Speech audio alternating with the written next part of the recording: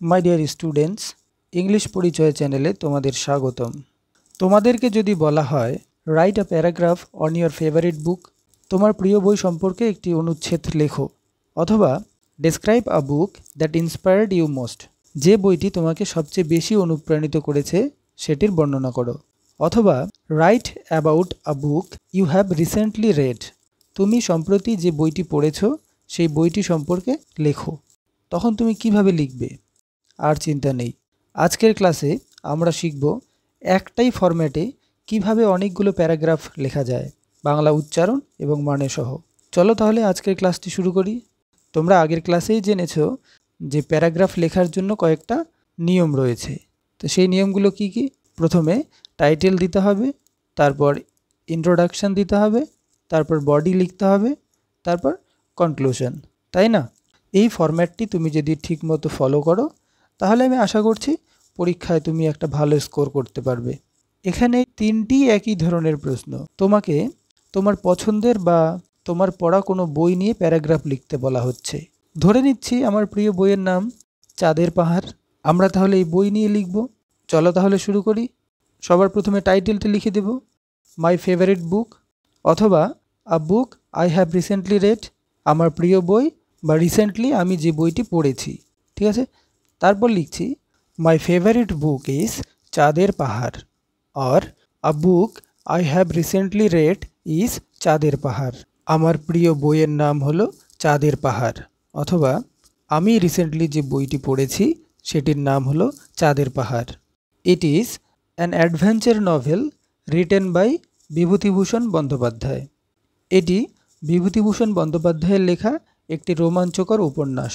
এরপর আমরা বডি লিখব, the story is about a brave Bengali boy named Shankar.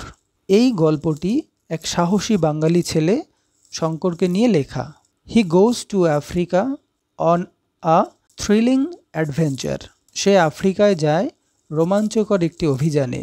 In Africa he meets a Portuguese explorer named Diego Alvarez. আফ্রিকায় সে Diego Alvarez নামের এক পর্তুগিজ অভিযাত্রীর সঙ্গে দেখা করেন। Together they cross the deadly Kalahari desert facing wild animals and thirst. তারা একসাথে বিপজ্জনক কালাহারি মরুভূমি পার হয়, বন্য জন্তু ও তৃষ্ণার সঙ্গে লড়ে। They go in search of mysterious diamond cave mentioned in Alvarez's map. তারা আলভারেজের ম্যাপে চিহ্নিত একটি রহস্যময় হীরের গুহা খুঁজতে যায়। They hear about a fearful beast named Bunyip that guards the treasure. তারা বুনিপ নামের এক ভয়ঙ্কর দানবের কথা জানতে পারে যে গুপ্তধনের পাহারা দেয়। Shankar faces many dangers but does not give up. Shankar অনেক বিপদের সম্মুখীন হলেও হার মানে না। After Diego's death Shankar alone discovers the cave and returns safely.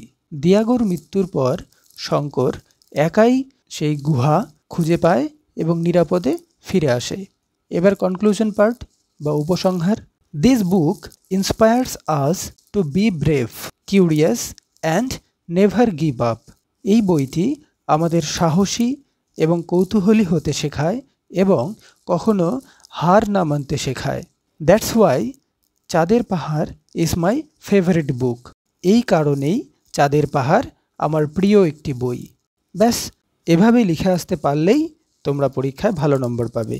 Introduction এবং কনক্লুশন অবশ্যই লেখার চেষ্টা করবে, আর স্পেলিং মিস্টেক অ্যাভয়েড করবে, তাহলেই হবে। তাহলে ডিয়ার স্টুডেন্টস, আজকের ক্লাসটি তোমাদের কেমন লাগলো কমেন্ট করে জানিও। ক্লাসটি যদি ভালো লেগে থাকে তোমাদের, তাহলে চ্যানেলটিকে সাবস্ক্রাইব করো। দেখা হবে আবার পরের ক্লাসে। টাটা।